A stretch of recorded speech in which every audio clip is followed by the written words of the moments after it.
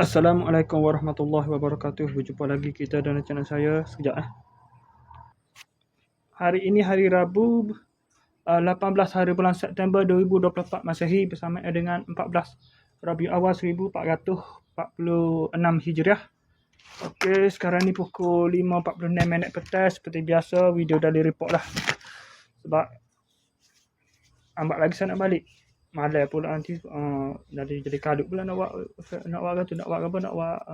daily video daily report. Jadi nak buat saya kena buat hari ni, kena buat sini jugalah.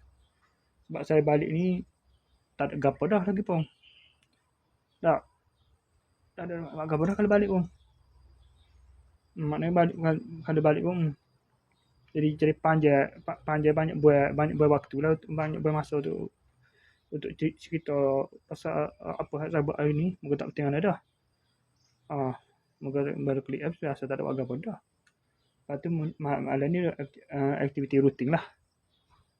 Kalau pergi masjid lah, majlis apa, Maghrib dan Isyak. Okey, tu ni makan saya ni. Masa 200 km lagi, 200 meter lagi lah jalan ni. Okey, biasa untuk sesi video dari report pada hari ni. Pagi tadi saya bangun dari pukul 5.40 pagi. Bangun terus mandi, kemudian bersiap untuk pergi ke masjid. Lepas tu terus pergi masjid lah. Dari pukul 5.46 terus pergi ke masjid lah. Napsika terus pergi ke masjid. 6 minit siap lah, mandi apa semua tu, pakai baju. Terus bertolak pergi ke masjid. Lepas tolak masjid, makan sarapan kedai Jack Dos biasa lah. Nasi lauk itu. Kemudian pergi ke kedai Fikri seperti biasa, rutin petang, rutin pagi, minum air apa semua, minum Nescafe juga. Minum teh gitu lah. Lepas tu tiba-tiba asing Ibu buah fikir lah nak pergi pula kebun data hari ni. Lepas tu pergi pula tutup hotel pula hari ni.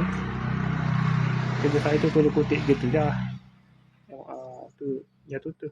Kalau dia tutup bakal asing bakal pone. Ane tak ada kerja mana hari ni. Agak gitu lah. Lepas tu balik tu saya terus singgah sini lah. Hotel pun ada tu. Bagi dah terus sedikit. Lepas tu saya semaya lahu dengan maya asas silih lagi lah. Patutnya hari ni pesamalan ni Rabu. Tapi cuaca nampak pohon gelap tu.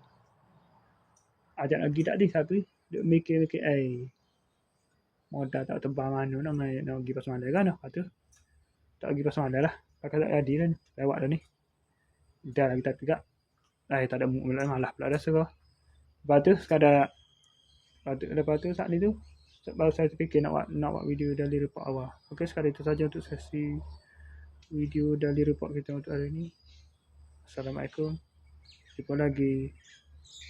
Bye.